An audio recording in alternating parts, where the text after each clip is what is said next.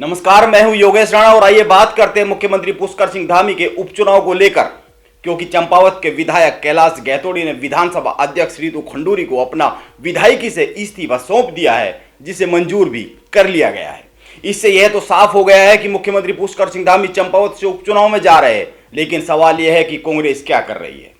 कांग्रेस पुष्कर सिंह धामी के खिलाफ मैदान में किसको उतारने वाली है, इसको समझना जरूरी है। अभी तक कांग्रेस की ओर से दो बयान सामने आए हैं। एक, कर्ण मेहरा ने कहा है कि मुख्यमंत्री पुष्कर सिंह धामी के खिलाफ चंपावत में कांग्रेस सशक्त उम्मीदवार उतारेगी, और दूसरा, हरीश रावत ने भी इस पर एक बात कही है। हरीश रावत ने कहा है कि मुख्य विधानसभा चुनाव में लड़ने का मेरे पास एक उद्देश्य था, उपचुनाव में उतरने का मेरे पास कोई उद्देश्य नहीं है। हालांकि हरीश रावत ने साथ ही यह भी कहा है कि इसका मतलब यह नहीं है कि कांग्रेस चुनाव नहीं लड़ेगी, कांग्रेस मजबूती के साथ चुनाव लड़ेगी। यह हरीश रावत का कहना है। लेकिन यह समझ में न आने वाली बात है कि हरीश रावत कह रहे हैं कि उपचुनाव में लड़ने के लिए उनके पास मकसद नहीं है। कांग्रेस को मजबूत करना और कांग्रेस के लिए हर पर लड़ते हुए दिखना क्या उनका मकसद नहीं है?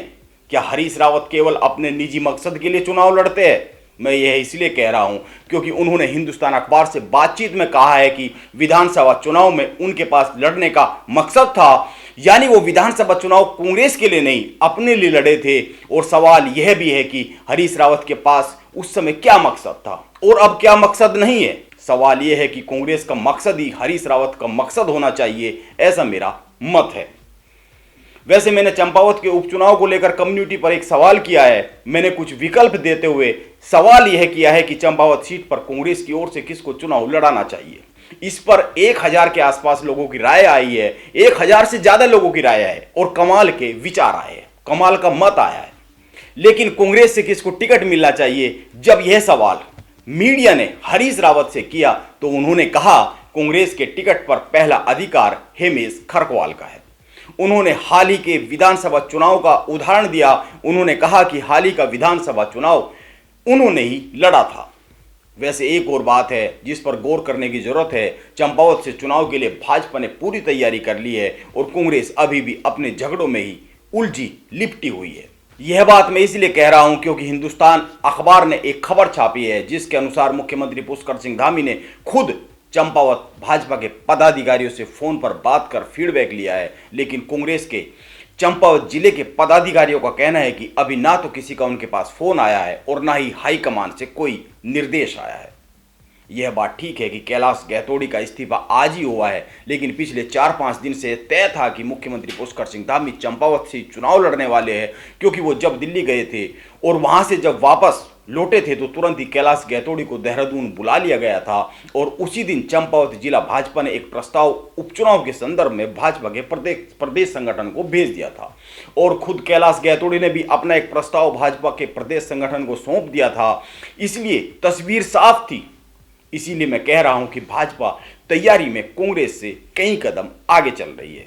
वैसे अब जब पूरी तस्वीर साफ हो गई है तो एक सवाल यह भी है कि मुख्यमंत्री पुष्कर सिंह धामी के लिए इस बलिदान को देने वाले कैलाश गहतोड़ी को क्या मिलने वाला है, इस पर बात करेंगे। क्योंकि इससे संबंधित जब सवाल मदन कौशिक से किया गया तो उन्होंने जवाब दिया है। लेकिन पहले उस सवाल की बात कर लेते हैं जो मैंने कम्युनिटी पर किया है। जैसा कि मैंने बताया, मेरा सीधा सा सवाल यह रहा कि चंपावत में पुष्कर सिंह धामी के खिलाफ कांग्रेस को किसको चुनाव में लड़ाना चाहिए। मैंने 4 विकल्प दिए और अभी तक 1000 से ज्यादा लोगों ने इस पर राय व्यक्त की है। जैसा कि मैं बताया है, इनमें से 53% लोगों का मानना है कि हेमेश खरकवाल को चंपावत से धामी के खिलाफ मैदान में उतारना चाहिए। ध्यान में रखना चाहिए कि इस बार के विधानसभा चुनाव में भी चंपावत से हेमेश खरकवाल को कांग्रेस ने उम्मीदवार बनाया था और करीब 6000 वोटों से वो कैलाश गहतोड़ी से हार गए थे। 18% लोगों का कहना है कि खुद कर्ण मेहरा को यह चुनाव लड़ना चाहिए चंपावत से पुष्कर सिंह धामी के खिलाफ।